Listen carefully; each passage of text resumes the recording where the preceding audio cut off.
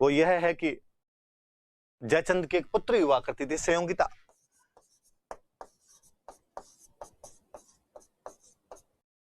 जयचंद की संयोगिता नाम की एक पुत्री थी और ऐसा कहा जाता है कि संयोगिता पृथ्वीराज चौहान को प्यार करती थी। वह पृथ्वीराज चौहान पर फिदा थी और उससे शादी करना चाहती थी।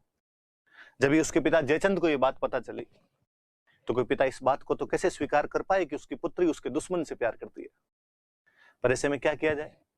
पता चल जाए कि भाई वो अड़ी हुई कि मैं पृथ्वीराज से शादी करूंगा। गांव में घरों में हम इधर उधर आसपास में जब देखते हैं कि ऐसा कोई मैटर आता तो घर वालों को लगता है फटाफट और किसी शादी कर दो। पर उस समय राजकुमारियों की यूं शादियां होती नहीं, कहते सममवर रचे जाते थे। तो राजा जयचंद ने एक सममवर का आयोजन किया। स्वयं खुद वर पति का चुनाव करेगी। भारत के तमाम राजकुमारों को पीले चावल भेजे गए कि अपने रिज्यूम के साथ में हाजिर हो। राजकुमारी संयोगिता सममवर में आप में से किसी एक वर का चयन करेगी। पृथ्वीराज चौहान को छोड़कर उस सममवर में पृथ्वीराज चौहान को बुलाया नहीं गया, बाकी सबको बुलाया गया। ऐसा भी कहा जाता है कि जयचंद इससे भी थोड़े आगे बढ़े और उन्होंने पृथ्वीराज चौहान की स्टेच्यू बनवाई। उस स्टेच्यू को वहां पर खड़ा कर दिया जहां पर गेट कीपर खड़ा होता है, जहां पर स्लीपर खोलते हैं लोग, चप्पलें खोलते हैं, जूते उतारते हैं आकर।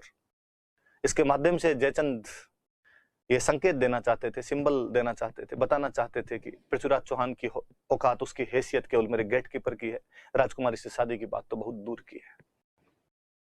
बाकी सब राजकुमार पंडाल के अंदर बैठे हुए, पृथ्वीराज चौहान की बाहर मूर्ति खड़ी हुई।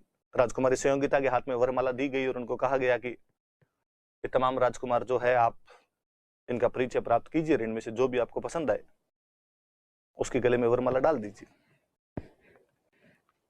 राजकुमारी संयोगिता एक एक से पूछती है कि पिछले टेस्ट में कितने नंबर आए थे, मेवाड़ मारवाड़ दोनों कंप्लीट है क्या, करंट भी पढ़ते हो या नहीं पढ़ते हो, साथ में पॉलिटी वाले टेस्ट की तैयारी कर रखी है या नहीं कर रखी है, शाम को लाइव क्लास में आते हो कि नहीं आते हो।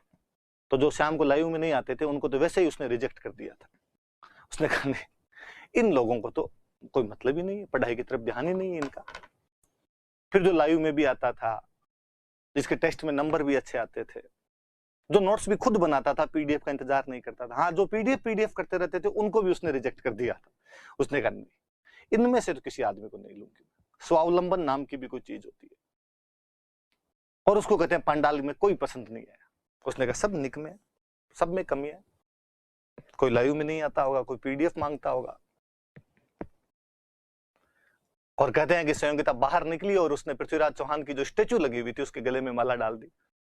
आगे की कहानी कुछ यूं है कि इसी दौरान पृथ्वीराज चौहान अपनी आर्मी लिए हुए बाहर छुपा हुआ था, बाहर खड़ा था।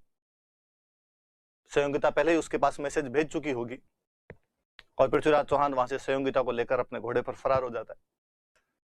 जयचंद की सेना को जब पता चलता है, उसका पीछा करने की कोशिश करते हैं, तो पृथ्वीराज चौहान की सेना के खूब सारे लोग जगह जगह पर उनका मुकाबला करते हैं और अपने राजा को इतना समय देते हैं कि वो दिल्ली पहुंच जाए।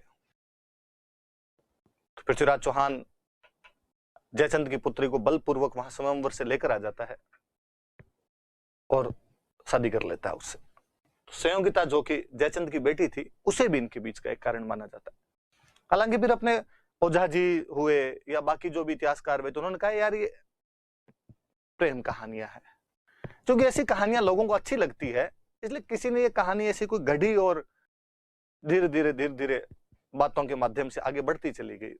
बाकी चीजें जल्दी से लोगों के समझ में नहीं आती, ये थोड़ी इंटरेस्टिंग है, समझ में आ जाती है, लोगों को कहीं जुड़ाव महसूस होता है खुद का, तो ये प्रेम कहानी पॉपुलर हो गई। बाकी इसमें हिस्टोरिकल फैक्ट नाम की कोई चीज नहीं। पर कालांतर में अपने दशरथ शर्मा, जिनकी book the early Chauhan dynasties है,